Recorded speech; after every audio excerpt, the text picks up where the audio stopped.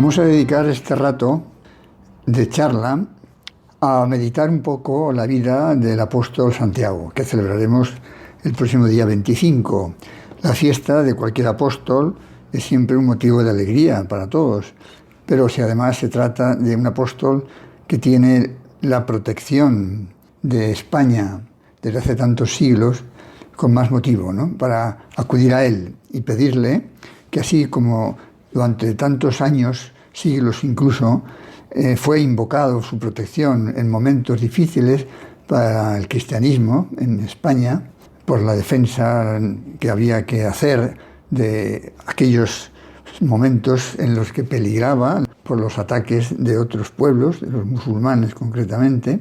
Ahora nosotros también podemos acudir a él para que nos ayude a vencer, podríamos decir, en esas batallas de la vida de cada día, para vivir coherentemente nuestra fe.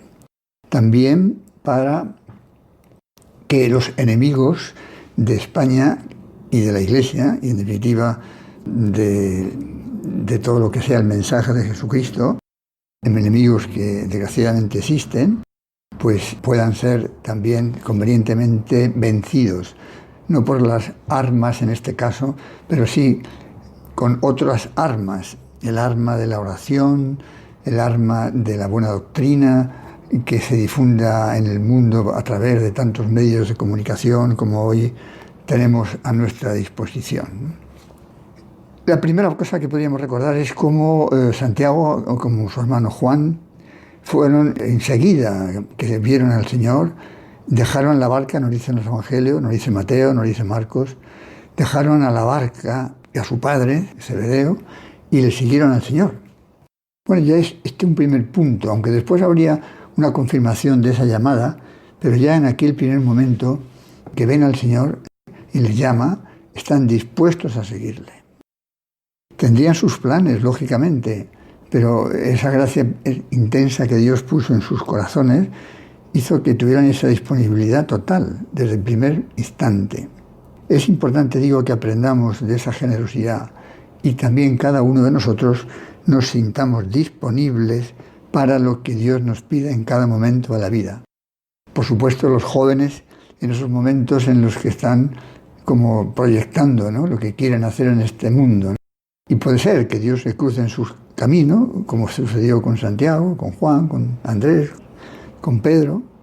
El Señor les llame y cada uno tiene que ver con generosidad, con fe, qué es lo que Dios espera de cada uno de ellos. En otros momentos de la vida serán otras cosas, otros detalles, pero siempre conviene que estemos muy dispuestos a lo que Dios pueda esperar de cada uno.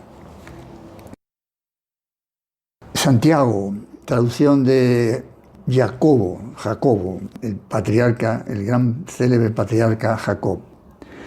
En los evangelios aparece citado como una prueba de su importancia dentro de los 12, en algún caso, en segundo lugar, después de Pedro, como hace San Marcos. En otros evangelios, como San Mateo o como San Lucas, aparece citado después de Pedro y de Andrés. O en los Hechos de los Apóstoles es mencionado después de Pedro y de Juan. En definitiva, vemos que forma parte de ese grupo en que va a tener una especial intimidad con el Señor.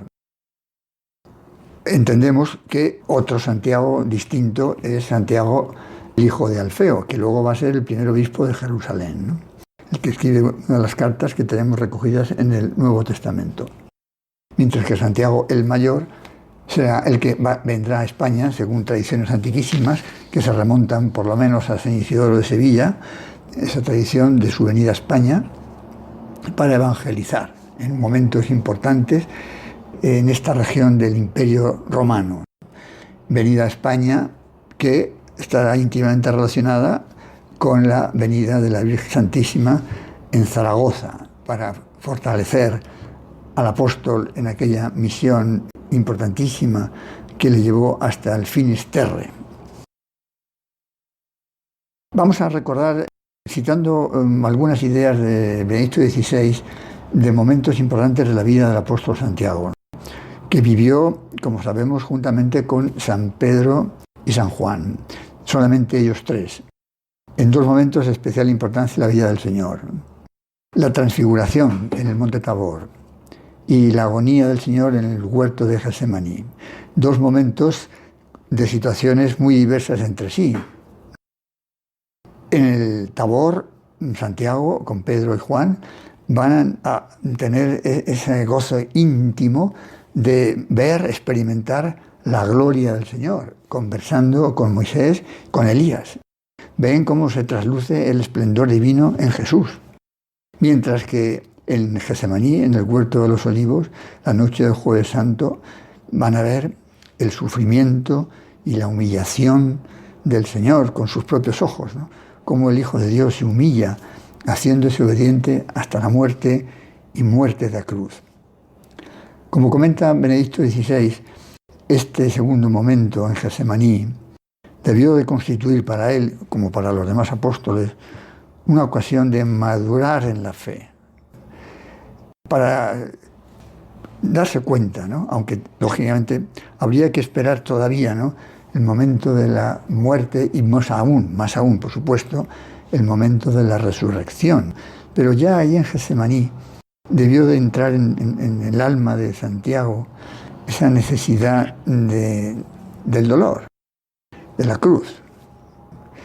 E incluso, esto lo pensarían después seguramente con más profundidad, ¿no?, cómo la gloria de Cristo se va a realizar, no aquella que vieron en el Tabor, que evidentemente le pertenece por ser el mismísimo Hijo de Dios, sino la gloria de Cristo se va a realizar precisamente en la cruz, participando en nuestros sufrimientos. Dice el Papa que estas ideas van a madurar todavía más, esa maduración en la fe va a llegar a la plenitud en Pentecostés, al recibir el Espíritu Santo.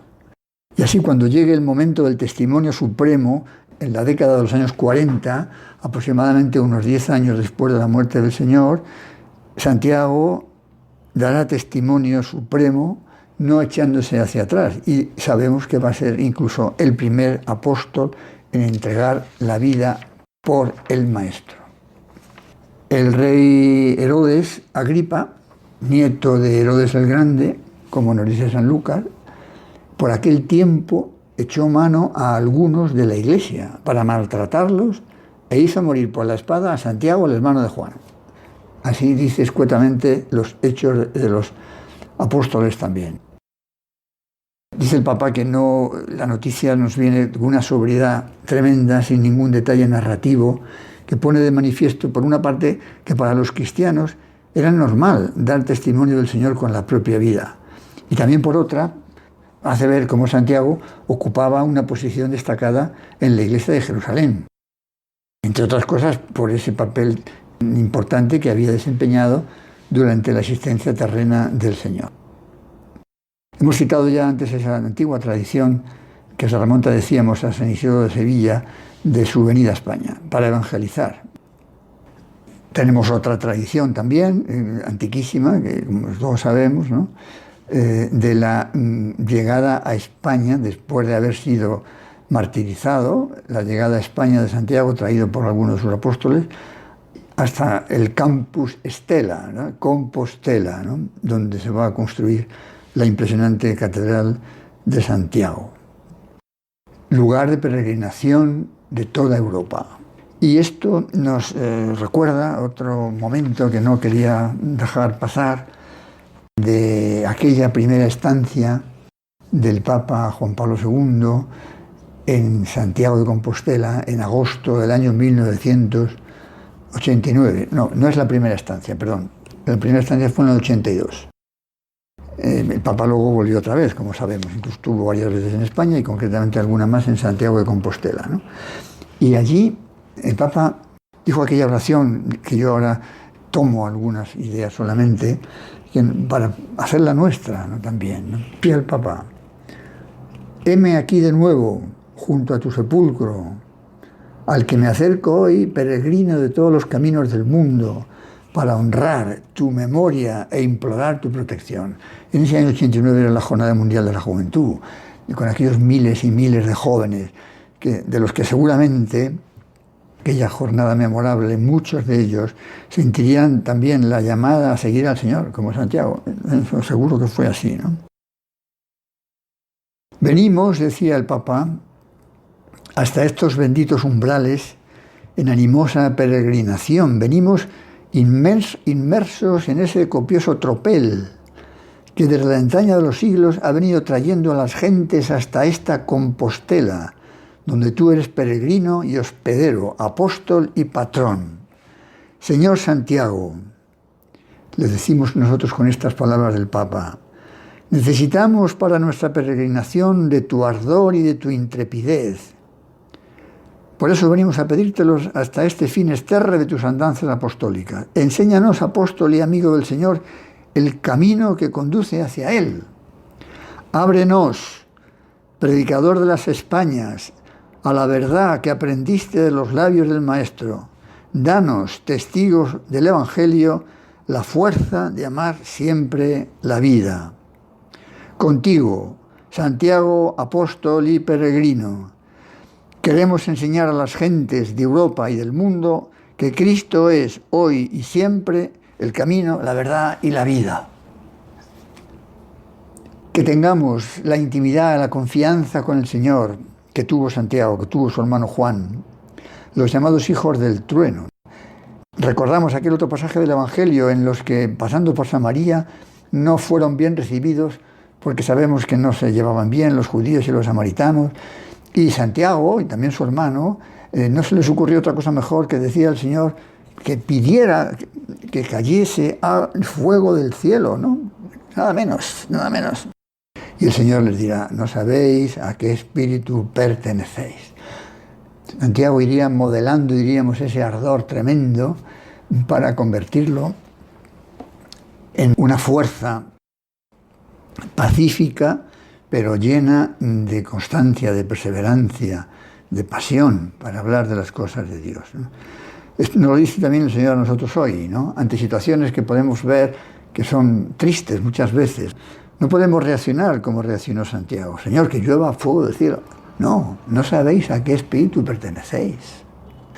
Tiene que ser un espíritu que venza el mal con el bien, sin caer nunca jamás en la venganza o en el rencor, o mucho menos en el odio, sino en ese amor real, operativo, hecho con 1000 detalles que permitan a tantas personas descubrir la grandeza del Evangelio. El perdón es eminentemente cristiano. El perdón de los enemigos es algo eminentemente cristiano que nos tiene que ayudar mucho en nuestra tarea evangelizadora. Y nos pregunta el Señor a nosotros, como Santiago y como Juan, cuando movidos por su madre, le dicen al Señor, le dice la madre al Señor, que se sienten a su derecha y a su izquierda. Tenía una visión un poquito humana, un poquito temporal todavía, de lo que era el reino de Cristo. Y el Señor les dirá, ¿podéis beber el cáliz que yo he de beber? Y ellos, quizá no muy conscientes de lo que eso significaba, dijeron, sí, podemos. Pues vamos a decirle nosotros al Señor, Señor, estamos dispuestos a beber también tu cáliz, lo que tú tengas previsto para cada uno a lo largo de nuestra vida, en las situaciones corrientes o a veces en circunstancias un poco más difíciles, más duras, como esta situación de la pandemia que estamos atravesando, u otros momentos que pueda haber en la vida de los pueblos, en las costumbres, en las leyes contrarias a la dignidad de la persona humana. Señor, podemos, con tu ayuda, con tu gracia. Pues Santiago, amigo del Señor, patrón de España, llénanos de tu amor a Jesucristo para que podamos llevarle por todos los caminos de Europa, como nos ha dicho San Juan Pablo II, con la protección poderosa de nuestra Madre la Virgen, como a ti te consoló, te confortó en Zaragoza. Que así sea.